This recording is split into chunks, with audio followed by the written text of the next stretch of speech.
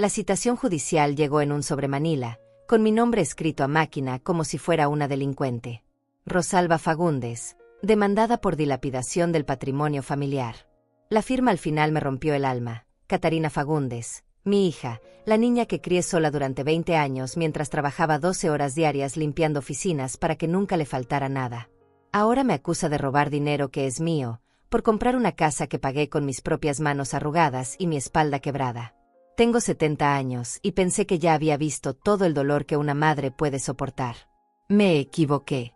El dolor más profundo no viene de los extraños, viene de la sangre de tu sangre, de los ojos que tanto se parecen a los tuyos pero que te miran como si fuera su enemiga. Durante 30 años viví de alquiler, guardando cada peso como un tesoro secreto, contando monedas sobre la mesa de la cocina hasta altas horas, soñando con el día en que podría decir estas palabras: esta casa es mía. Cuando finalmente lo logré, cuando tuve las escrituras en mis manos temblorosas, pensé que Catarina se alegraría por mí. Pensé que entendería que su madre, después de toda una vida de sacrificios, merecía un rincón propio en este mundo. Pero en lugar de abrazos, recibí papeles legales. En lugar de felicitaciones, recibí acusaciones. Mi propia hija dice que estoy senil, que no tengo capacidad para manejar mi dinero, que alguien me engañó para comprar esta casa de 2 dormitorios en las afueras de la ciudad. La casa no es un palacio. Tiene grietas en las paredes, el piso de baldosas está desnivelado, y el jardín necesita trabajo. Pero es mía. Cada ladrillo pagado con el sudor de mis noches en vela, cada ventana comprada con el cansancio acumulado en mis huesos. Catarina dice que me aprovecharon, que a mi edad no debería tomar decisiones importantes. Pero yo sé la verdad que ella no quiere ver. Mi mente está clara como el cristal, mi memoria intacta como el primer día, y mi voluntad es tan firme como siempre fue. Lo que más me duele no son las mentiras que escribió en esos papeles. Lo que me destroza es la mirada fría que me dedicó el día que vino a confrontarme. Esa mirada que no reconozco, que no pertenece a la niña que consolé durante tantas noches de pesadillas, que no es la misma que brillaba cuando le leía cuentos antes de dormir. Ahora sus ojos son los de una extraña, calculadores, duros, llenos de una ambición que no sé de dónde salió. Vivo sola en mi casa nueva, rodeada de cajas sin abrir y muebles que aún huelen a tienda. Las paredes están desnudas porque no tengo fotografías familiares que quiera colgar. ¿Cómo decorar tu hogar con recuerdos de alguien que te traicionó? Por las mañanas me levanto temprano, preparo café en una cocina que por fin es mía, y miro por la ventana hacia el pequeño jardín donde planeo sembrar rosas. Pero la alegría está empañada por esta guerra que no pedí, esta batalla legal que mi propia sangre decidió librar contra mí. Los vecinos me saludan con cortesía cuando salgo a comprar el pan. Algunos ya saben de mi situación porque en los pueblos pequeños las noticias vuelan más rápido que el viento. Veo en sus ojos una mezcla de lástima y respeto. Lástima por la madre traicionada, respeto por la mujer que a los 70 años tuvo el valor de cumplir su sueño. Ignacio Palacios, que vive en la casa del frente, siempre me saluda con una sonrisa genuina. Es un hombre mayor, viudo como yo, y en sus ojos veo algo que ya no encuentro en los de mi hija: humanidad. Las tardes son las más difíciles. Cuando el sol se oculta detrás de las montañas y la casa se llena de sombras largas, siento el peso de la soledad como una manta pesada sobre mis hombros. Es entonces cuando las preguntas me torturan: ¿dónde me equivoqué como madre? ¿En qué momento la niña dulce que conocí se convirtió en esta mujer cruel? ¿Cuándo comenzó a verme como un obstáculo en lugar de como su madre? Catarina tiene 42 años, está casada con un hombre que nunca me dirigió más de 3 palabras seguidas, y vive en una casa que vale 10 veces más que la mía. Trabaja en una oficina del gobierno, tiene un sueldo estable, vacaciones pagadas, y nunca le ha faltado nada. Entonces, ¿por qué esta obsesión con mi dinero? ¿Por qué esta necesidad de controlar cada centavo que he ganado con mis propias manos? La respuesta llegó hace 3 días, cuando ella apareció en mi puerta sin avisar. No vino sola. Trajo a un hombre de traje que se presentó como su abogado. Hablaron de números, de cuentas bancarias, de evaluaciones médicas. Dijeron palabras que sonaban importantes pero que escondían una verdad simple. Quieren declarar que no tengo capacidad mental para manejar mi propia vida. Quieren ser mis tutores legales. Quieren que firme papeles que les den control sobre todo lo que tengo. Me senté en mi sala nueva, en el sofá que compré con mis ahorros, y los escuché hablar sobre mí como si no estuviera presente. como si fuera un objeto, un problema que resolver, una anciana confundida que necesita protección. Pero mis ojos estaban alerta, mi mente estaba trabajando, y mi corazón estaba tomando notas de cada palabra, cada gesto, cada mirada que intercambiaron. En ese momento entendí que esta demanda no es sobre la casa. Es sobre algo mucho más grande y más peligroso. Es sobre mi libertad. Es sobre mi dignidad. Es sobre mi derecho a decidir cómo vivir los años que me quedan en este mundo. Y eso, jamás se lo voy a entregar. Ni a ella, ni a nadie. El dolor de una madre traicionada no se parece a ningún otro dolor en este mundo. Te consume desde adentro, como un fuego lento que nunca se apaga completamente. Esta noche, sentada en mi cocina nueva con una taza de té entre las manos, no puedo dejar de recordar a la Catarina de antes. La niña de 5 años que corría hacia mí cada vez que llegaba del trabajo, con los brazos abiertos y los ojos brillando de felicidad. Esa niña ya no existe. Tal vez nunca existió realmente. Catarina nació cuando yo tenía 28 años. Su padre desapareció antes de que ella cumpliera 2 años. Me dejó sola con una bebé y una montaña de deudas que él había acumulado apostando. Nunca volví a saber de él. Nunca recibí un peso de pensión alimenticia. Nunca recibí una disculpa. Solo silencio y la responsabilidad completa de criar a una niña que se parecía tanto a él que a veces me dolía mirarla. Trabajé en lo que pude durante esos años. Limpié oficinas por las noches, vendí empanadas en la puerta de las escuelas, cosí ropa para las vecinas hasta que mis dedos sangraron. Catarina se quedaba con la señora Herminia Galindo, una mujer mayor que vivía en el mismo edificio y que cuidaba niños por unas monedas. A veces llegaba tan tarde del trabajo que mi hija ya estaba dormida. A veces me levantaba tan temprano que se despertaba y ya no estaba. Los fines de semana eran nuestros. Íbamos al parque, compartíamos un helado, leíamos cuentos en la biblioteca pública. Yo trataba de compensar todas las horas perdidas entre semana con esas pocas horas de sábado y domingo. Le compraba libros usados en los mercados de pulgas, le hacía vestidos con retazos de tela, le inventaba historias antes de dormir. Pensé que eso era suficiente. Pensé que ella entendía que todo lo que hacía era por su bien, por nuestro futuro. Cuando cumplió 8 años, conseguí un trabajo mejor en una empresa de limpieza que tenía contratos con varios edificios del centro. El horario era más estable, el sueldo un poco mejor, y por primera vez en años pude alquilar un apartamento para las 2 solas. Era pequeño, apenas una habitación, una cocina diminuta y un baño que compartíamos, pero era nuestro. Recuerdo que Catarina saltaba en la cama nueva, gritando que por fin teníamos una casa de verdad. Pero los años de escasez habían dejado su marca en ella. Catarina desarrolló una obsesión extraña con el dinero, con tener más, con no quedarse sin nada. Cuando veía que yo guardaba billetes en una lata de café, me preguntaba cuánto había, para qué lo ahorraba, cuándo lo iba a usar. A los 10 años ya sabía exactamente cuánto ganaba, cuánto gastábamos en comida, cuánto pagábamos de alquiler. Conocía nuestras finanzas mejor que muchos adultos. Al principio pensé que era bueno que fuera responsable con el dinero, que entendiera el valor de las cosas. Pero con el tiempo me di cuenta de que no era responsabilidad lo que sentía. Era miedo. Un miedo profundo a volver a la pobreza, a quedarse sin nada, a depender de alguien más. Y ese miedo, con los años, se convirtió en algo más peligroso, en codicia. Cuando Catarina terminó la secundaria, trabajé doble turno durante 2 años para pagarle los estudios universitarios.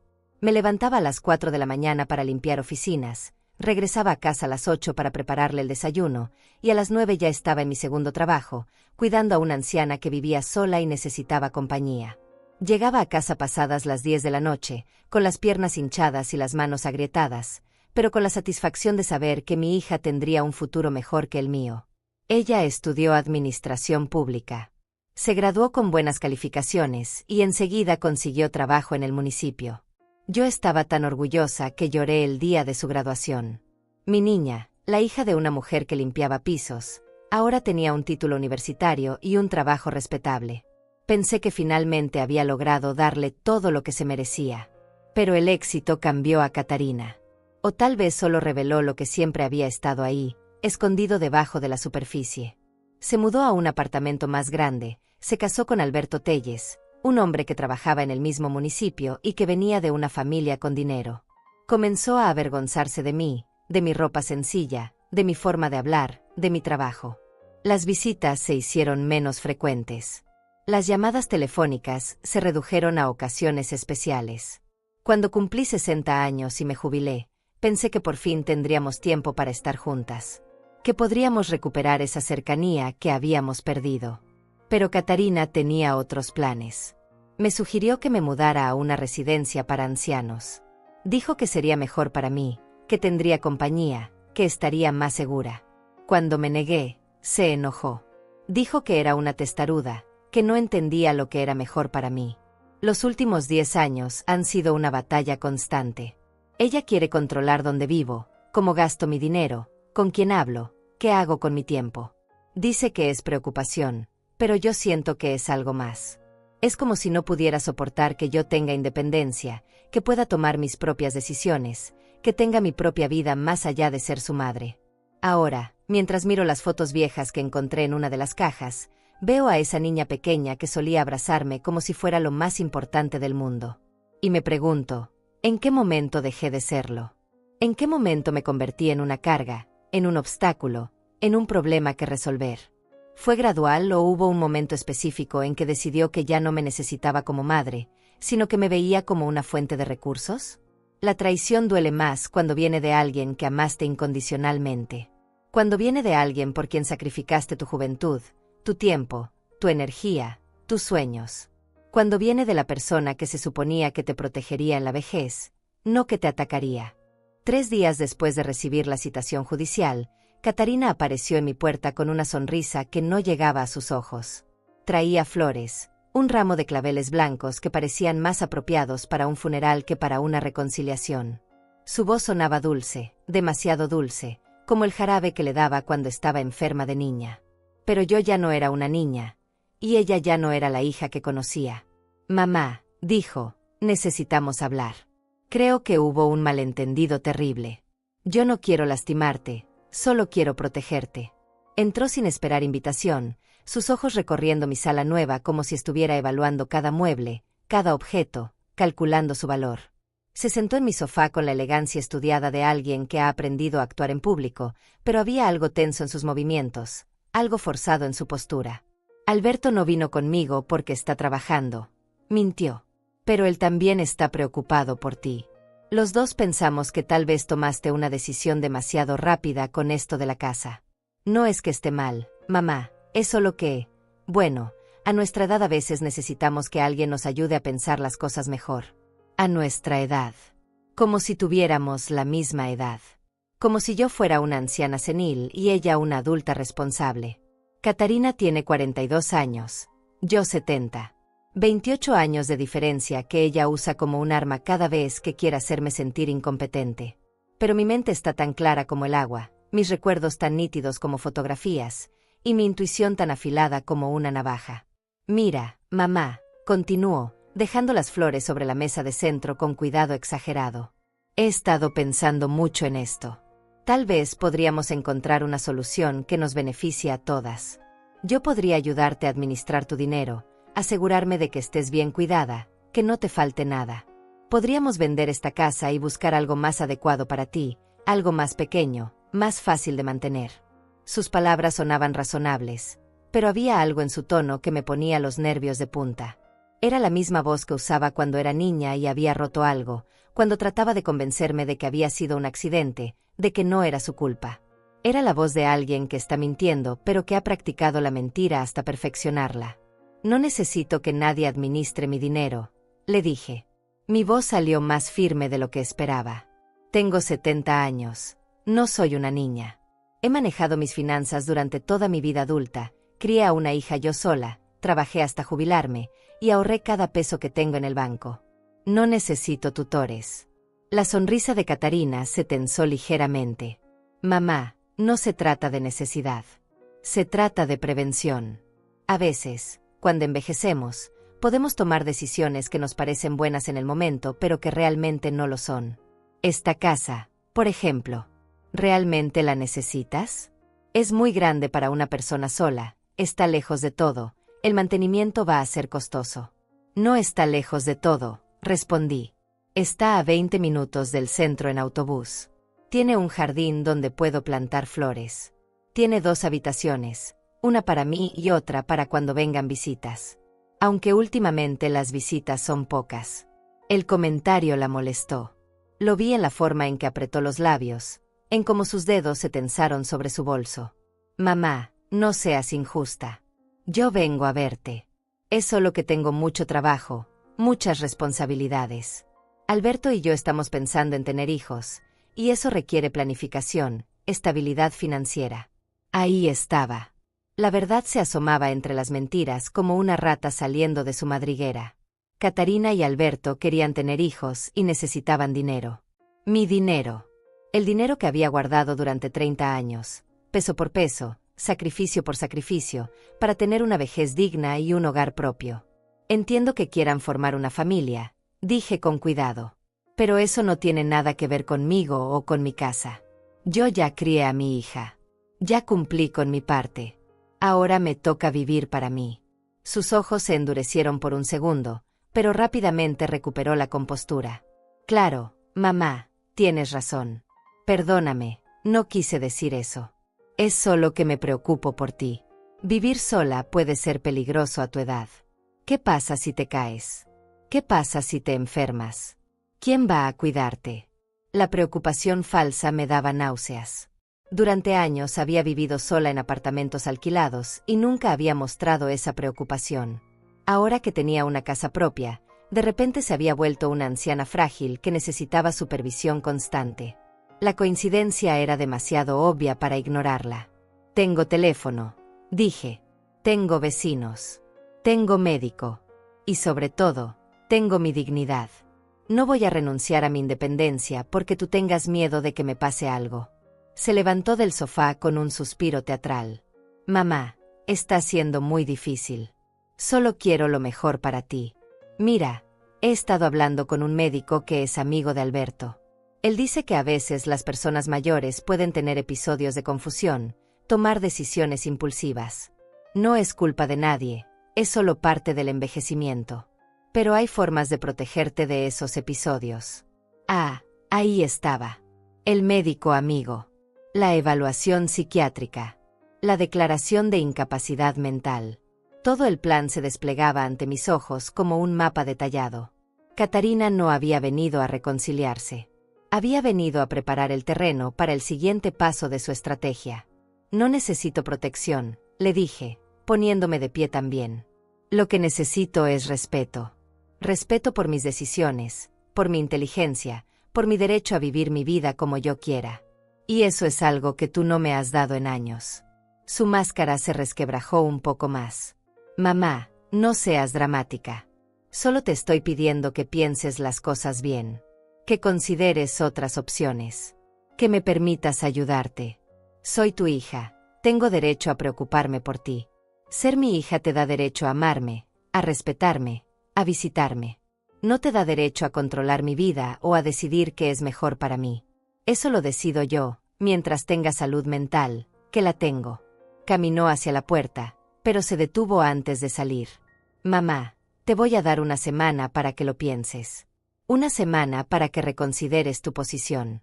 Después de eso, voy a hacer lo que tenga que hacer para protegerte, aunque no te guste. La amenaza quedó flotando en el aire como humo tóxico. Cuando se fue, cerré la puerta con llave y me quedé parada en mi sala, temblando no de miedo sino de rabia. Mi propia hija me había amenazado en mi propia casa. Me había dado una semana de plazo como si fuera una deudora amorosa. Esa noche no dormí. Me quedé despierta, pensando en cada palabra que había dicho, en cada gesto, en cada mirada. Analizando su actuación como si fuera una obra de teatro. Y entendí algo que me heló la sangre. Esto no era improvisado. Catarina había planeado cada palabra, cada expresión, cada movimiento. Había venido con un guión preparado, con argumentos ensayados, con una estrategia clara. Y yo acababa de convertirme en su objetivo. La semana que Catarina me había dado de plazo pasó como una pesadilla lenta. Cada día esperaba que apareciera en mi puerta, cada timbre del teléfono me sobresaltaba, cada ruido extraño en la noche me hacía pensar que venían por mí. El 8º día, cuando creí que tal vez había sido solo una amenaza vacía, llegó la llamada que cambiaría todo. Rosalba, soy Clara Zamora, me dijo una voz femenina y profesional. Soy abogada y represento a su hija Catarina en un asunto legal muy delicado. ¿Podríamos reunirnos para conversar? Creo que hay algunas cosas importantes que necesita saber sobre su situación actual. Mi situación actual. Como si yo fuera la que había creado este problema. Como si yo fuera la que había iniciado esta guerra. Le dije que podía venir a mi casa, pero ella insistió en que sería mejor reunirnos en su oficina. Más profesional, dijo. Más apropiado para el tipo de conversación que necesitábamos tener. La oficina de Clara Zamora estaba en el centro de la ciudad, en un edificio viejo pero elegante. Tomé el autobús número 12, el mismo que había tomado durante años para ir a trabajar cuando limpiaba oficinas. Pero esta vez no iba a trabajar. Iba a defenderme. Iba a luchar por mi libertad y mi dignidad contra la persona que se suponía debía protegerme. Clara era una mujer de unos 50 años, con cabello gris recogido en un moño perfecto y anteojos que le daban un aire severo pero no cruel. Su oficina estaba llena de libros legales, diplomas en las paredes, y fotografías de ella con personas importantes que no reconocí. Me ofreció café, que acepté porque mis manos necesitaban algo que hacer, algo en lo que concentrarse mientras ella me explicaba por qué mi hija quería destruir mi vida. Señora Fagundes, comenzó Clara, su hija está muy preocupada por usted. Ha venido a mí porque cree que alguien se aprovechó de usted para venderle esa casa. Ella piensa que tal vez usted no estaba en condiciones de tomar una decisión tan importante sin ayuda, sin consejo familiar. Tomé una decisión perfectamente informada, respondí. Vi varias casas, comparé precios, consulté con el banco, revisé todos los papeles con cuidado. Nadie me obligó a nada. Nadie me engañó. Compré la casa porque quería comprarla, porque podía pagarla, y porque era mi sueño. Clara asintió, pero vi en sus ojos que no me creía completamente. O tal vez sí me creía, pero tenía que actuar como si las preocupaciones de Catarina fueran legítimas. Su hija me ha mostrado algunos documentos médicos que sugieren que usted ha tenido episodios de confusión recientemente. Pequeños olvidos, decisiones impulsivas, cambios de humor. ¿Qué documentos médicos?, pregunté.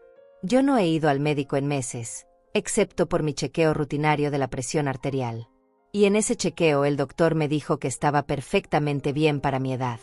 Clara consultó un expediente grueso que tenía sobre su escritorio.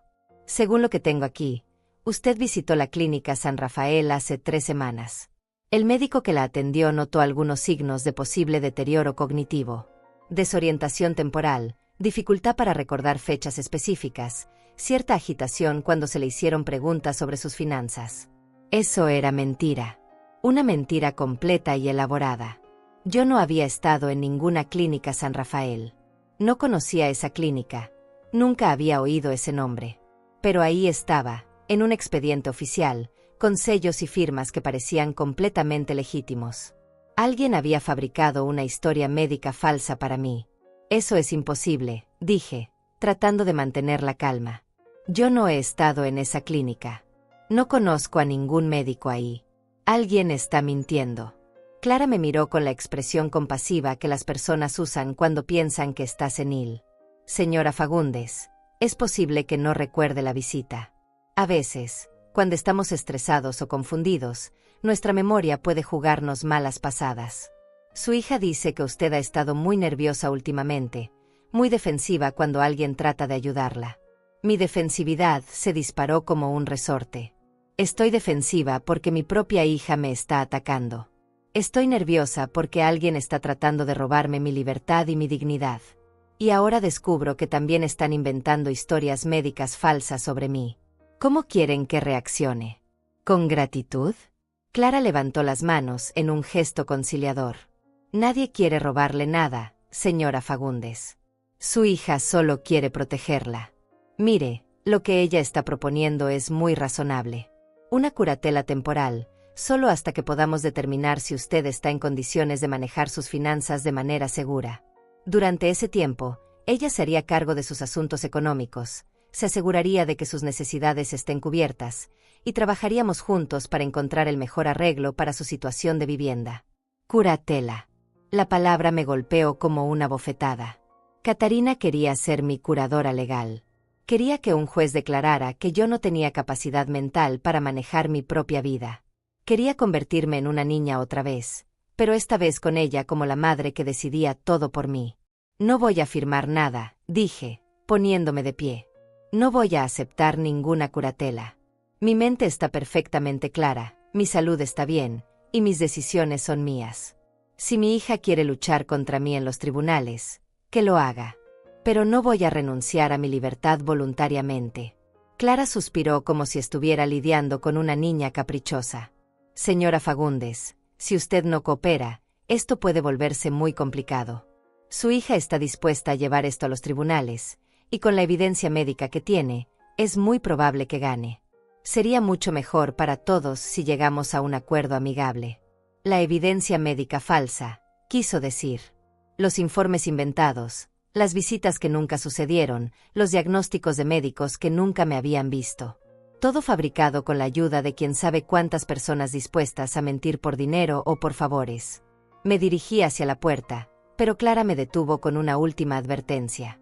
Señora Fagundes, piénselo bien. Su hija está preocupada de verdad. Dice que usted ha estado hablando de vender todo y mudarse lejos, que ha mencionado cambiar su testamento, que ha estado actuando de manera errática. Si eso es cierto, tal vez sí necesita ayuda. Otra mentira. Yo nunca había mencionado vender nada o mudarme lejos. Nunca había hablado de cambiar mi testamento, aunque ahora que lo mencionaba, tal vez debería considerarlo. Y definitivamente no había estado actuando de manera errática. Todo lo contrario, había estado actuando con más claridad y determinación de la que había tenido en años. Salí de esa oficina sintiéndome como si hubiera escapado de una trampa, pero sabiendo que la trampa era mucho más grande de lo que había imaginado. Catarina no estaba actuando sola. Tenía ayuda profesional, documentos falsificados, un plan detallado. Y yo no tenía nada más que la verdad, que parecía importarle muy poco a las personas que tenían el poder de decidir mi destino. En el autobús de regreso a casa, miré por la ventana las calles que conocía desde niña y me pregunté cuánto tiempo más podría caminarlas como una mujer libre. Cuánto tiempo me quedaba antes de que me convirtieran en una prisionera en mi propia vida, vigilada y controlada por la hija que había criado con tanto amor y tantos sacrificios. La trampa se estaba cerrando, y yo estaba exactamente en el centro de ella. Fue Ignacio Palacios quien me salvó de caer completamente en la trampa que mi propia hija había tejido a mi alrededor. 3 días después de mi reunión con la abogada Clara Zamora, mientras regaba las plantas del pequeño jardín frontal de mi casa nueva, lo vi acercarse con esa caminata lenta pero decidida de los hombres mayores que tienen algo importante que decir. Señora Rosalba, me dijo quitándose el sombrero con cortesía antigua, ¿podríamos hablar un momento? Hay algo que creo que usted necesita saber sobre lo que está pasando en su familia. Ignacio tenía 75 años, 5 más que yo. Era viudo desde hacía 10 años. Tenía 3 hijos que vivían en otras ciudades y lo visitaban cada mes religiosamente. Había sido contador en el municipio durante 40 años, y aunque estaba jubilado, conservaba esa precisión meticulosa de los hombres que han trabajado toda su vida con números y documentos. Sus ojos grises tenían la claridad de alguien que ha visto mucho y entiende más. Lo invité a pasar a mi casa y le preparé café. Nos sentamos en mi sala, rodeados del silencio pesado de las casas nuevas que aún no han acumulado suficientes recuerdos. Ignacio giró su taza entre las manos durante un momento, como si estuviera organizando sus pensamientos, y luego me miró directamente a los ojos. Rosalba, conocí a su hija hace muchos años, cuando ella empezó a trabajar en el municipio. Yo todavía estaba en activo entonces, trabajaba en el departamento de contabilidad. Catarina era nueva, ambiciosa, muy inteligente. Pero también era calculadora. Siempre estaba buscando maneras de avanzar, de conseguir mejores posiciones, de hacer contactos útiles. Tomé un sorbo de café y esperé. Había algo en el tono de Ignacio que me decía que esta conversación iba a cambiar todo lo que creía saber sobre mi situación. Hace 6 meses, continuó Ignacio, mi hijo Diego vino a visitarme.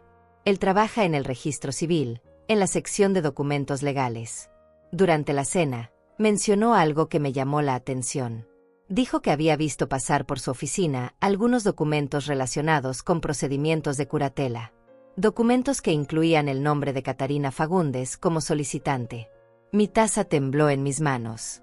6 meses. Catarina había estado planeando esto durante 6 meses, desde mucho antes de que yo comprara mi casa. La compra de la casa no había sido el detonante de sus acciones legales. Había sido la excusa perfecta para acelerar un plan que ya estaba en marcha. Al principio no hice la conexión, siguió Ignacio. Fagundes es un apellido común. Pero cuando usted se mudó aquí y vi a Catarina visitarla, recordé lo que Diego había mencionado. Ayer hablé con él otra vez. Le pedí que investigara un poco más. Lo que descubrió es muy preocupante, Rosalba. Ignacio sacó de su bolsillo una pequeña libreta donde había anotado información con su letra precisa de contador. Catarina presentó la primera solicitud de curatela en febrero. Alegó que usted había comenzado a mostrar signos de deterioro mental, que había estado tomando decisiones financieras erráticas, que había mencionado la posibilidad de regalar su dinero a extraños. Febrero. En febrero yo estaba perfectamente bien, viviendo en mi apartamento alquilado, sin haber tomado ninguna decisión financiera inusual. En febrero ni siquiera había empezado a buscar casas para comprar. Catarina había comenzado este proceso basándose en mentiras puras, anticipándose a decisiones que yo aún no había tomado.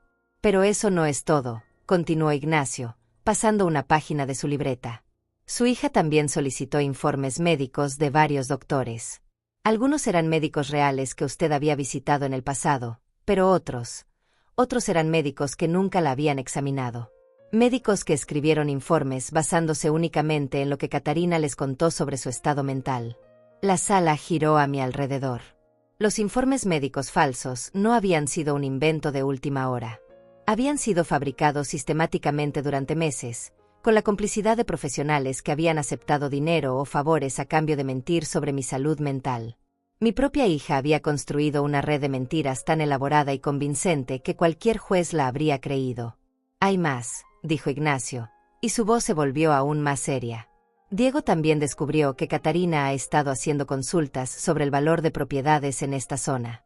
Ha estado investigando cuánto vale su casa, cuánto podría obtener si la vendiera. Y hay registros de que ha hablado con una inmobiliaria sobre la posibilidad de poner propiedades en venta rápida. Venta rápida. Catarina no solo quería controlar mi dinero. Quería vender mi casa inmediatamente, convertir mi hogar en efectivo que pudiera manejar a su antojo. Toda su preocupación por mi bienestar, todas sus sugerencias sobre encontrar algo más pequeño y adecuado para mi edad, habían sido mentiras diseñadas para ocultar sus verdaderas intenciones. Pero lo más grave, Rosalba, es lo que Diego encontró la semana pasada. Catarina ha estado investigando residencias geriátricas. No residencias bonitas y cómodas para personas que quieren compañía y cuidados. Ha estado mirando instituciones baratas, lugares donde podría internarla pagando lo mínimo posible. Las palabras de Ignacio me golpearon como puñetazos. Mi hija no solo quería robar mi dinero y vender mi casa. Quería encerrarme en una institución barata, alejarme de todo lo que conocía, convertirme en una prisionera olvidada mientras ella disfrutaba de mis ahorros de toda una vida. ¿Por qué me está contando esto?, pregunté con voz temblorosa. ¿Por qué se arriesga a ayudarme? Ignacio sonrió con tristeza. Porque hace 15 años, cuando mi esposa Elena estaba muriendo de cáncer, usted apareció en nuestro apartamento con comida casera todas las semanas durante 6 meses. Nunca le pedimos ayuda, nunca le contamos nuestros problemas, pero usted se enteró de alguna manera y simplemente apareció. Elena siempre decía que usted era un ángel disfrazado de vecina. No recordaba exactamente esos detalles, pero sí recordaba a Elena Palacios, una mujer dulce que había luchado contra una enfermedad terrible. Recordaba haber cocinado guisos extra y haberlos llevado cuando escuché que estaba enferma. Me había parecido lo normal, lo que cualquier vecina decente haría. Elena me hizo prometer, antes de morir, que si alguna vez usted necesitaba ayuda, yo haría todo lo posible por ayudarla. Esto es cumplir esa promesa. Pero también es hacer lo correcto. Lo que le está pasando es una injusticia terrible, y no puedo quedarme callado. Ignacio se puso de pie y me entregó su libreta. Diego me ha dado copias de algunos documentos oficiales. No son todas las pruebas que necesitará, pero son suficientes para mostrar que su hija ha estado planeando esto durante meses. También tengo el nombre de una abogada honesta, Lourdes Telles, que se especializa en casos de abuso contra personas mayores. Abuso contra personas mayores. Esas palabras definían perfectamente lo que me estaba pasando. Mi propia hija me estaba abusando, me estaba manipulando, me estaba mintiendo y robando mi libertad con la ayuda del sistema legal. Y yo había estado tan enfocada en defender mi dignidad que no había visto la dimensión completa de su traición. Rosalba, me dijo Ignacio antes de irse, usted es una mujer fuerte e inteligente. Siempre lo ha sido. No deje que nadie, ni siquiera su propia hija, le haga creer lo contrario. Y recuerde, la verdad siempre encuentra la manera de salir a la luz. Solo necesita a las personas correctas para ayudarla a iluminarla. Esa noche, después de que Ignacio se fue, me senté en mi cocina con los documentos que me había dejado extendidos sobre la mesa. Leí cada página, estudié cada fecha, analicé cada detalle de la traición sistemática que mi hija había orquestado contra mí. Y por primera vez desde que había recibido esa citación judicial, no sentí miedo. Sentí rabia. Una rabia fría, calculada, implacable. La rabia de una madre traicionada que finalmente entendía la magnitud de la traición y que estaba lista para luchar. Esa madrugada no dormí ni un minuto. Me quedé despierta en mi cocina, rodeada de los documentos que Ignacio me había entregado, organizándolos con la precisión meticulosa que había aprendido durante años de manejar presupuestos familiares ajustados y facturas que no podían esperar. Por primera vez en semanas, mi mente estaba completamente clara, enfocada en un solo objetivo: derrotar a mi propia hija en su propio juego. A las 6 de la mañana llamé al número que Ignacio me había dado. Lourdes Telles contestó al tercer timbrazo con la voz alerta de alguien acostumbrada a emergencias legales.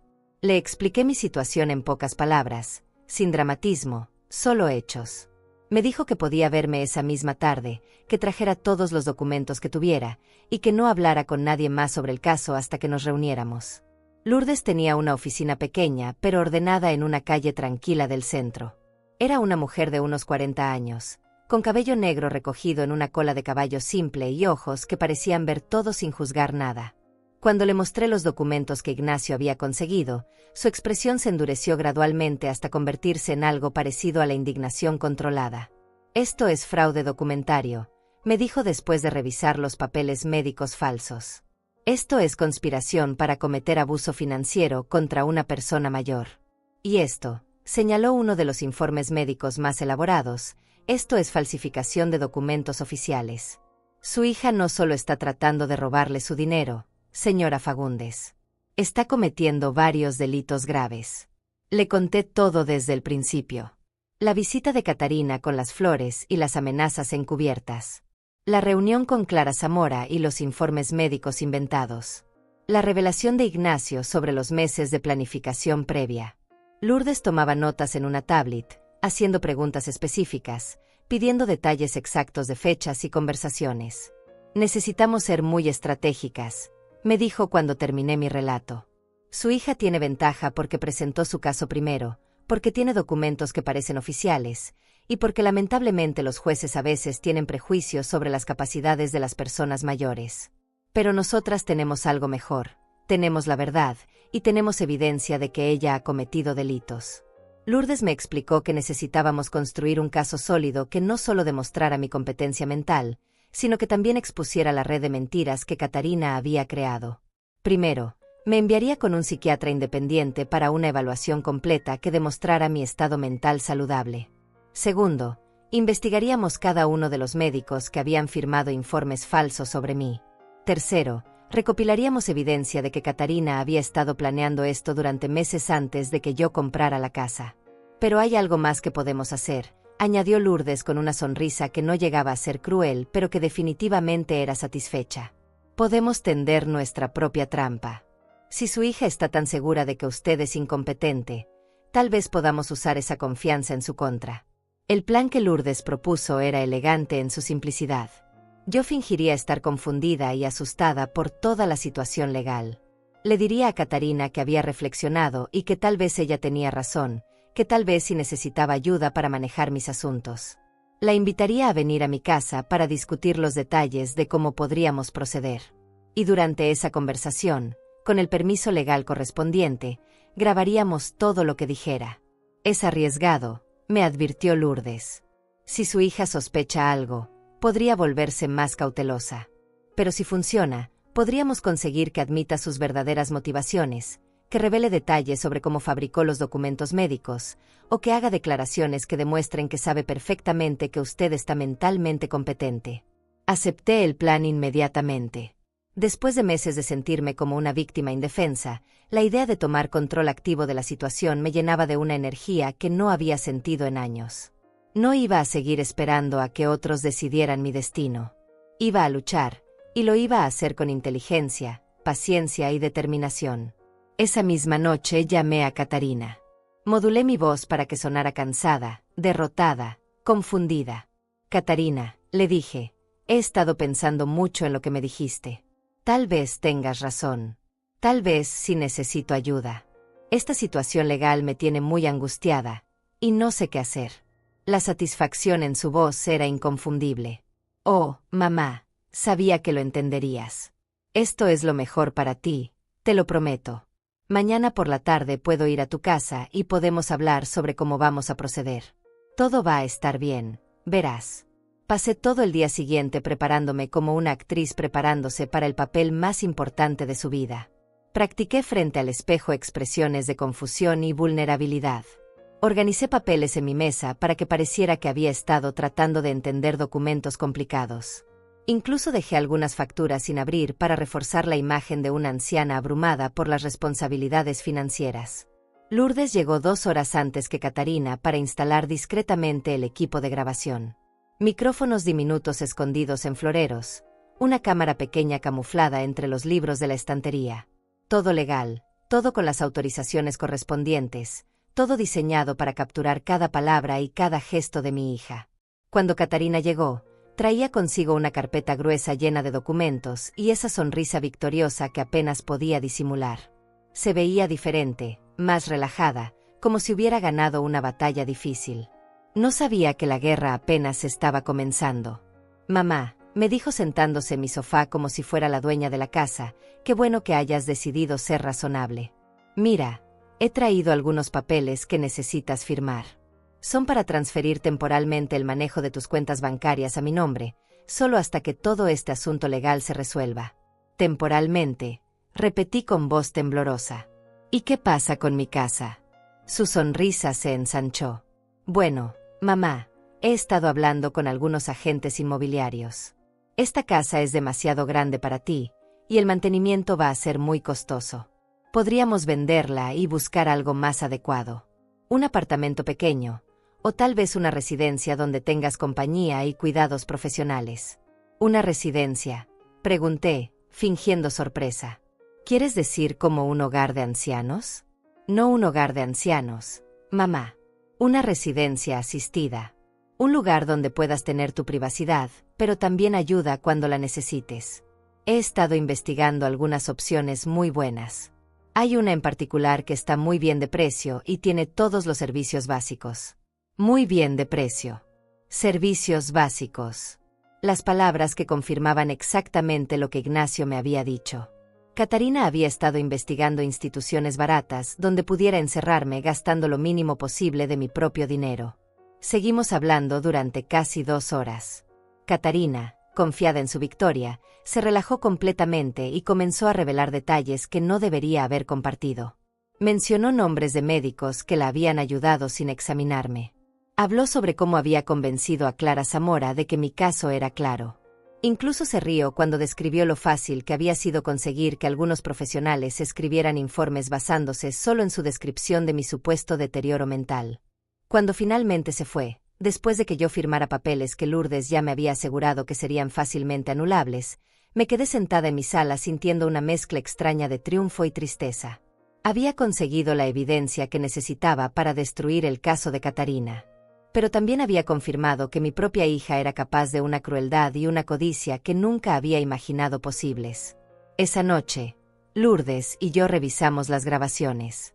Teníamos todo lo que necesitábamos. Admisiones de fraude, nombres de cómplices, evidencia clara de que Catarina sabía perfectamente que yo estaba mentalmente competente. Mi hija había cavado su propia tumba legal con su propia boca. Ahora era mi turno de atacar. El lunes por la mañana, Lourdes presentó nuestra contrademanda ante el tribunal. No era solo una defensa contra las acusaciones de Catarina. Era un contraataque devastador que la acusaba de fraude documentario, conspiración para cometer abuso financiero, falsificación de registros médicos, intento de apropiación indebida de los bienes de una persona mayor. Las grabaciones de nuestra conversación eran la pieza central de la evidencia, junto con los documentos que Ignacio había conseguido y los testimonios de los médicos honestos que confirmaron que nunca me habían examinado. La citación llegó a la oficina de Catarina el martes por la tarde. Lourdes me contó después que había llamado inmediatamente a Clara Zamora, su abogada, gritando por el teléfono que esto era imposible, que tenía que ser un error, que yo no tenía la capacidad mental para organizar una defensa tan compleja. La ironía era deliciosa. Mi supuesta incompetencia mental se había convertido en su principal línea de defensa. El miércoles por la noche, Catarina apareció en mi puerta sin avisar. No traía flores esta vez. No tenía sonrisa ensayada ni voz dulce. Llegó furiosa, desesperada, con los ojos enrojecidos de alguien que había estado llorando o que no había dormido. O ambas cosas. ¿Cómo pudiste hacerme esto?, me gritó antes de que pudiera siquiera invitarla a pasar. Soy tu hija. Todo lo que hice fue por tu bien. Y ahora me estás acusando de ser una delincuente. No te acuso de nada, Catarina, le respondí con la calma que había estado practicando durante días. Los hechos hablan por sí solos. Tú fabricaste documentos médicos falsos. Tú conspiraste con médicos para crear informes sobre exámenes que nunca sucedieron. Tú planeaste internarme en una institución barata para quedarte con mi dinero. Yo no te acuso. Te expongo. Su cara se descompuso como si la hubiera abofeteado. Mamá, no entiendes lo complicado que es esto. Alberto y yo tenemos deudas. Queremos tener hijos. Necesitamos una casa más grande. Necesitamos estabilidad financiera. Pensé que podrías ayudarnos, que era lo justo después de todo lo que invertiste en mí. Ah, ahí estaba. La verdad desnuda, sin adornos ni excusas. No era preocupación por mi bienestar. Era codicia pura. Alberto y ella tenían deudas y querían que yo las pagara. Querían mi dinero para financiar sus planes de vida, y cuando vieron que yo había gastado mis ahorros en una casa para mí misma, decidieron que tenían que tomar el control de mis finanzas por la fuerza. Todo lo que invertí en ti, repetí lentamente, fue amor, tiempo, sacrificio, noches sin dormir trabajando para que pudieras estudiar. Años de mi vida dedicados a darte un futuro mejor. Pero nunca fue una inversión que esperara recuperar con intereses. Fue el amor de una madre. Algo que tú aparentemente no entiendes. Las lágrimas comenzaron a rodar por sus mejillas, pero no eran lágrimas de arrepentimiento. Eran lágrimas de frustración, de una persona que ve que su plan cuidadosamente construido se está desmoronando. Mamá, por favor. Podemos arreglar esto. Podemos retirar las demandas. Podemos encontrar una solución que funcione para todas. No tienes que vivir sola, puedes venir a vivir con nosotros. Podemos cuidarte, cuidarme, como si yo fuera una mascota o una planta que necesita riego ocasional. Como si mi vida fuera un problema que ellos podían resolver encerrándome en una habitación de su casa y controlando cada peso que gastara. Catarina, le dije mirándola directamente a los ojos, tienes 42 años. Tienes educación universitaria, un trabajo estable, un esposo que también trabaja. Si tienen deudas, es porque tomaron decisiones financieras incorrectas. Si quieren tener hijos, necesitan planificar su economía como cualquier pareja responsable. Pero mis ahorros de jubilación no son la solución a sus problemas. Mis ahorros son para mi vejez, para mi seguridad, para mis necesidades. Su expresión cambió. Las lágrimas se secaron y aparecieron los ojos duros que ya había visto antes. Eres una egoísta, me dijo con voz fría. Toda mi vida pensé que eras una madre sacrificada y generosa, pero resulta que solo eres una vieja egoísta que prefiere gastar su dinero en una casa que no necesita en lugar de ayudar a su propia familia. La acusación me dolió más de lo que esperaba, pero no me quebró. Había anticipado este momento. Había sabido que cuando Catarina se sintiera acorralada, atacaría con las palabras más hirientes que pudiera encontrar. Pero yo ya no era la madre insegura que dudaba de cada decisión. Ahora sabía exactamente quién era y qué merecía. Si ayudar a mi familia significa renunciar a mi independencia, a mi dignidad y a mi derecho a decidir sobre mi propia vida, entonces sí, soy egoísta. Y me siento orgullosa de serlo. Catarina se fue esa noche sin despedirse, pero yo sabía que volvería. Las personas desesperadas siempre vuelven, especialmente cuando sienten que están perdiendo control sobre algo que consideraban suyo por derecho. El jueves llamó por teléfono. Su voz sonaba diferente, más calculada, como si hubiera ensayado lo que iba a decir. Mamá, he estado hablando con Alberto y con Clara. Estamos dispuestos a llegar a un acuerdo. Podríamos retirar la demanda de curatela si tú retiras la tuya contra mí. Podríamos empezar de nuevo, como familia. ¿Y qué pasa con mi casa?, pregunté. Bueno, podrías conservarla por ahora. Pero tal vez podríamos establecer algún tipo de supervisión financiera. Nada invasivo, solo para asegurarnos de que no tomes decisiones importantes sin consultar con la familia. Supervisión financiera. La misma jaula, pero con barrotes más bonitos. Catarina seguía sin entender que esto no era una negociación. No era un conflicto que pudiera resolverse con compromisos y acuerdos de mitad de camino. Era una guerra por mi libertad fundamental, y yo no estaba dispuesta a ceder ni un centímetro de terreno. No hay acuerdo posible, Catarina. Falsificaste documentos médicos. Conspiraste para robar mi dinero. Planeaste encerrarme en una institución contra mi voluntad. Esas no son diferencias familiares que se puedan resolver con conversaciones. Son delitos. Y los delitos tienen consecuencias. El viernes llegó Alberto. Nunca me había gustado ese hombre, con su sonrisa falsa y sus frases vacías, pero al menos siempre había sido educado conmigo. Esta vez no hubo pretensiones de cortesía. Llegó directamente al grano, hablando como si fuera un negociador profesional en lugar del yerno que nunca me había dirigido más de 3 palabras seguidas. Señora Rosalba, esto se está saliendo de control. Catarina está muy afectada, no está durmiendo, no está comiendo bien.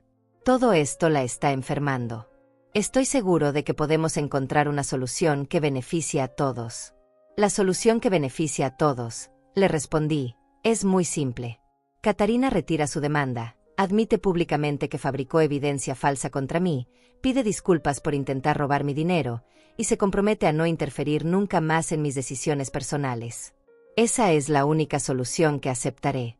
Alberto se fue más rápido de lo que había llegado. No había venido a negociar realmente. Había venido a intimidarme, a hacerme sentir culpable por las consecuencias que las acciones de su esposa estaban teniendo sobre ella. Pero yo ya no era la mujer que se culpaba a sí misma por los problemas que otros creaban. El sábado, Catarina hizo su último intento. Llegó con una carta escrita a mano, con su letra cuidadosa de cuando era niña y hacía la tarea escolar en la mesa de la cocina. La carta estaba llena de recuerdos de nuestra vida juntas, de agradecimientos por los sacrificios que había hecho por ella, de promesas de ser una mejor hija en el futuro. Pero entre las palabras bonitas, las excusas seguían ahí. La presión financiera. Los malos consejos de personas que no entendían nuestra familia. La preocupación genuina por mi bienestar que había sido malinterpretada. Nunca una admisión completa de culpa. Nunca una disculpa sin condiciones. Nunca un reconocimiento real de que había intentado destruir mi vida para beneficio propio. Leí la carta completa mientras ella esperaba en mi sala. Cuando terminé, la doblé cuidadosamente y se la devolví. Esta carta habría significado todo para mí hace 6 meses, Catarina. Pero llegó demasiado tarde. Llegó después de los documentos falsos, después de las mentiras, después de que traicionaras todo lo que creías saber sobre quién eras. Las palabras bonitas no pueden borrar las acciones terribles. Se fue esa noche sabiendo que había perdido. No solo la batalla legal, sino algo mucho más importante. Había perdido a su madre para siempre. Y por primera vez en meses, yo dormí en paz. El juicio comenzó un lunes lluvioso de octubre. Yo llegué al tribunal acompañada de Lourdes, caminando despacio pero con la cabeza en alto, vestida con mi mejor traje azul marino y los zapatos negros que había usado para graduaciones y funerales durante los últimos 20 años. Catarina ya estaba ahí, sentada junto a Clara Zamora, pálida como un papel y evitando mi mirada. Alberto estaba en la primera fila de espectadores, con la expresión tensa de alguien que sabe que está presenciando el final de algo importante. El juez era un hombre mayor, de unos 60 años, con cabello gris y anteojos que le daban un aire severo pero justo. Había revisado todos los documentos previamente, y Lourdes me había dicho que parecía impresionado por la evidencia que habíamos presentado. Pero uno nunca sabe qué pasa por la mente de un juez hasta que toma su decisión. Clara Zamora presentó primero el caso de Catarina. Habló de una hija preocupada que solo quería proteger a su madre anciana de decisiones financieras impulsivas. Presentó los informes médicos falsificados como si fueran evidencia legítima. Describió mi compra de la casa como el acto irracional de una mujer que estaba perdiendo sus facultades mentales. Su presentación fue profesional, convincente, exactamente lo que cualquier juez esperaría escuchar en un caso de curatela. Pero luego fue el turno de Lourdes. Y ahí todo cambió. Señoría, comenzó Lourdes con voz clara y firme, lo que estamos viendo aquí no es el caso de una anciana que necesita protección. Es el caso de una mujer competente y lúcida que está siendo víctima de un fraude elaborado y sistemático perpetrado por su propia hija. Lourdes presentó la evidencia metódicamente. Los documentos que probaban que Catarina había iniciado el proceso de curatela meses antes de que yo comprara mi casa. Los testimonios de médicos que confirmaron que nunca me habían examinado, pero que habían firmado informes sobre mi estado mental. Las investigaciones sobre residencias baratas que Catarina había estado haciendo. Y finalmente, la grabación de nuestra conversación, donde ella admitía sus verdaderas motivaciones. Cuando las grabaciones se reprodujeron en la sala del tribunal, vi cómo la cara de Catarina se descomponía gradualmente. Escuchar su propia voz describiendo lo fácil que había sido conseguir informes médicos falsos, riéndose de mi supuesta confusión mental, hablando de instituciones baratas donde podría encerrarme, fue devastador incluso para mí, que ya lo había escuchado antes. El juez hizo varias preguntas durante la presentación de Lourdes. Quería entender exactamente cómo Catarina había conseguido que médicos profesionales firmaran informes sobre una paciente que nunca habían visto. Quería saber qué motivaciones financieras específicas tenía para buscar control sobre mis bienes. Quería detalles sobre el plan de venderme mi casa e internarme contra mi voluntad. Clara Zamora trató de objetar varias veces, argumentando que las grabaciones habían sido obtenidas sin consentimiento y que no deberían ser admitidas como evidencia. Pero Lourdes tenía todas las autorizaciones legales necesarias. Todo había sido hecho siguiendo los procedimientos correctos, con permisos judiciales apropiados. Cuando llegó el momento de los testimonios, Lourdes me llamó al estrado. Caminar hasta ahí fue uno de los momentos más difíciles de mi vida. No porque tuviera miedo de hablar, sino porque significaba enfrentarme públicamente a mi propia hija, declarar ante extraños que la persona que había criado con tanto amor me había traicionado de la manera más cruel posible. Respondí a las preguntas de Lourdes con calma y precisión. Expliqué mi proceso de decisión para comprar la casa. Describí mi estado de salud mental y físico. Detallé mi historia financiera y demostré que tenía conocimiento completo de mis recursos y gastos. Hablé sobre los años de sacrificio que había hecho por Catarina y cómo ella había usado ese amor para intentar manipularme. Cuando Clara Zamora me interrogó, trató de confundirme con preguntas complicadas sobre fechas y números. Quería hacerme parecer confundida o inconsistente. Pero yo había estado esperando eso. Había repasado cada detalle de mi historia una y otra vez. Sabía exactamente cuánto dinero tenía, cuando había tomado cada decisión importante, que había dicho en cada conversación relevante. El testimonio más devastador vino de Diego Palacios, el hijo de Ignacio que trabajaba en el registro civil. Explicó detalladamente cómo había descubierto la documentación que Catarina había estado presentando, las fechas inconsistentes, los médicos que habían firmado informes sin examinar pacientes. Su testimonio fue técnico, profesional, imposible de refutar. Luego testificó el doctor Rodrigo Galindo, el psiquiatra independiente que Lourdes había contratado para evaluarme. Confirmó que mi estado mental era completamente normal para mi edad, que no mostraba signos de demencia o deterioro cognitivo, y que era perfectamente capaz de tomar decisiones financieras y legales. Su evaluación contrastaba dramáticamente con los informes falsos que Catarina había fabricado. Cuando Clara Zamora llamó a Catarina al estrado, supe que el caso ya estaba perdido para ella. Mi hija estaba nerviosa, tartamudeaba, se contradecía. Cuando Lourdes la interrogó sobre las grabaciones, sobre los médicos que nunca me habían visto, sobre sus planes para vender mi casa, Catarina no tenía respuestas coherentes. Solo excusas débiles y justificaciones que sonaban más desesperadas con cada palabra.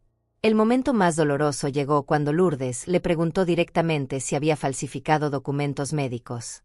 Catarina miró hacia donde yo estaba sentada, y por un segundo vi en sus ojos a la niña que había sido. Pero solo por un segundo. Luego mintió. Negó haber falsificado nada, negó haber planeado internarme, negó haber tenido motivaciones financieras. Pero las grabaciones estaban ahí. Su propia voz la contradecía con cada negación. El juez no tardó mucho en deliberar. Cuando regresó a la sala, su expresión era seria, casi enojada. Señoras y señores, comenzó, he revisado toda la evidencia presentada en este caso, y debo decir que raramente he visto un ejemplo tan claro de abuso hacia una persona mayor. Declaró que yo tenía plena capacidad mental para manejar mis asuntos. Rechazó completamente la solicitud de curatela de Catarina. Pero no se detuvo ahí. Ordenó una investigación criminal sobre los documentos médicos falsificados. Sancionó a Clara Zamora por presentar evidencia fraudulenta, aunque reconoció que posiblemente había sido engañada por su propia cliente. Y lo más importante, ordenó que Catarina me pagara los costos legales del juicio y daños por angustia emocional. Cuando se levantó la sesión, Catarina salió del tribunal sin mirarme. No hubo palabras finales, no hubo reconocimiento de lo que había hecho, no hubo disculpas. Solo se fue, con Alberto siguiéndola como una sombra silenciosa. 2 semanas después, los periódicos locales publicaron la historia. Hija trata de estafar a madre anciana con documentos médicos falsos. Los detalles del caso se extendieron por toda la ciudad. Los colegas de Catarina en el municipio se enteraron. Los vecinos hablaron. Su reputación, que había construido durante años, se desplomó en días. Un mes después, Catarina perdió su trabajo. La investigación criminal reveló que había usado recursos y contactos del municipio para fabricar algunos de los documentos falsos. Alberto pidió el divorcio, no porque fuera un hombre honorable, sino porque no quería estar asociado con el escándalo. 6 meses después, Catarina se mudó a otra ciudad. Había perdido su trabajo, su matrimonio, su reputación y la mayoría de sus amigos.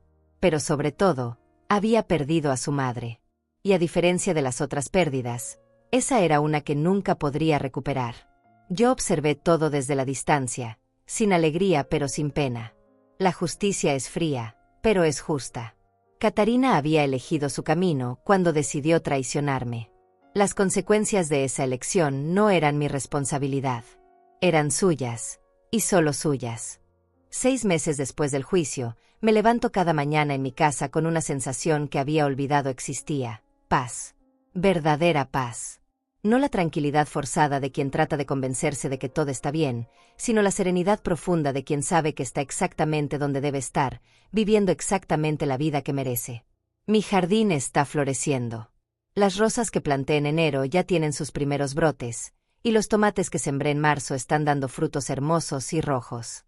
Cada mañana, con mi taza de café en la mano, salgo a regar las plantas y a saludar a Ignacio, que siempre está en su porche leyendo el periódico. Él fue más que un vecino durante mi lucha legal. Se convirtió en la familia que elegí, en el hermano que nunca tuve, en la prueba de que no todos los vínculos humanos están destinados a traicionarte. La casa ya no está llena de cajas sin abrir. Cada habitación tiene su propósito, cada rincón cuenta mi historia. En la sala cuelgan fotografías de mis padres, de mis años de juventud, de momentos felices que no incluyen a Catarina. He decidido que mi hogar no va a ser un mausoleo de recuerdos dolorosos. Va a ser un santuario de todo lo bueno que he vivido y todo lo bueno que me queda por vivir. Aprendí a manejar a los 68 años, y ahora, a los 71, tengo mi propio automóvil. Es un carro pequeño y usado, pero es mío.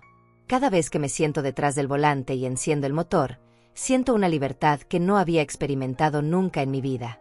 Puedo ir donde quiera, cuando quiera, sin pedirle permiso a nadie, sin depender de horarios de autobuses o de la disponibilidad de otras personas. Los miércoles manejo hasta la biblioteca del centro, donde me he unido a un club de lectura para mujeres mayores. Los viernes voy al mercado de productores locales, donde compro verduras frescas y converso con otros jubilados que, como yo, han descubierto que la vejez puede ser el momento más libre de la vida si una se atreve a vivirla en sus propios términos. Lourdes Telles se ha convertido en algo más que mi abogada. Es mi amiga, mi consejera, la persona que me ayudó a encontrar mi propia voz cuando pensé que la había perdido para siempre. Almorzamos juntas una vez al mes, y ella siempre me dice lo orgullosa que está de cómo manejé mi situación. Pero yo sé la verdad, no manejé nada sola. Tuve ayuda de personas buenas que decidieron hacer lo correcto cuando era difícil y arriesgado hacerlo. De Catarina no sé nada directamente, pero en una ciudad pequeña las noticias viajan. Sé que se mudó a la capital, que está trabajando en un empleo menor al que tenía antes, que Alberto se casó con otra mujer 6 meses después del divorcio. Sé que nunca ha tratado de contactarme, nunca ha enviado una carta, nunca ha pedido perdón. Y también sé que eso está bien. Algunas traiciones son tan profundas que el perdón no es posible, no porque una sea rencorosa, sino porque perdonar significaría negar la gravedad de lo que pasó. Catarina no cometió un error. No tuvo un momento de debilidad. Planeó durante meses robarme mi libertad, mi dignidad, mi derecho a decidir sobre mi propia vida. Eso no es algo que se perdona. Es algo que se acepta, se aprende de ello, y se sigue adelante. He reescrito mi testamento. Dejé mi casa a Ignacio, con la condición de que cuando él muera pase a una organización que ayuda a mujeres mayores víctimas de abuso familiar. Mi dinero va a ir a becas para mujeres que quieren estudiar derecho y especializarse en proteger a personas vulnerables. Catarina no recibirá nada de mí, ni en vida ni en muerte. Esa es mi decisión, tomada con mente clara y conciencia tranquila. Algunos podrían decir que soy cruel, que debería dejarle algo por ser mi hija, que la sangre es más importante que las acciones. Pero yo he aprendido que la familia real no se define por la genética. Se define por el amor, el respeto, la lealtad, la protección mutua. Catarina dejó de ser mi familia el día que decidió traicionarme por dinero. Las tardes son mi momento favorito del día. Me siento en el porche con un libro o simplemente observo el atardecer pintando el cielo de colores imposibles. A veces pasan niños del vecindario corriendo bicicleta, y me saludan con esa alegría espontánea que solo tienen los niños. Sus padres también me saludan, y algunos se han detenido a conversar. Saben mi historia, por supuesto, pero no me miran con lástima. Me miran con respeto. Soy la mujer que se defendió sola. La anciana que no se dejó vencer. La madre que tuvo el valor de enfrentarse a su propia hija cuando esa hija se convirtió en su enemiga. En una cultura donde se espera que las madres soporten cualquier cosa por amor maternal, yo me convertí en la excepción. Y estoy orgullosa de ello. El año pasado comencé a escribir mi historia. No para publicarla necesariamente, sino para dejar constancia de lo que viví, para que otras mujeres en mi situación sepan que es posible luchar, que es posible ganar, que nunca es demasiado tarde para defender tu dignidad. Escribo a mano, en cuadernos que compro en la papelería del centro, con la letra cuidadosa que aprendí en la escuela hace más de 60 años. Mi historia no es especial porque sea única. Es especial porque no debería ser única. Demasiadas mujeres mayores sufren abuso de sus propios familiares en silencio, convencidas de que no tienen opciones, de que deben aguantar cualquier cosa por el bien de la familia. Yo quiero que sepan que sí tienen opciones. Que la dignidad no tiene edad. Que el respeto no es negociable. Esta noche, mientras escribo estas últimas palabras en mi cocina iluminada por la lámpara que compré con mi propio dinero, en la casa que pagué con mis propios ahorros, rodeada del silencio peaceful de un hogar que verdaderamente me pertenece, me siento completamente realizada. No porque mi vida haya sido fácil, sino porque aprendí a luchar por lo que merecía.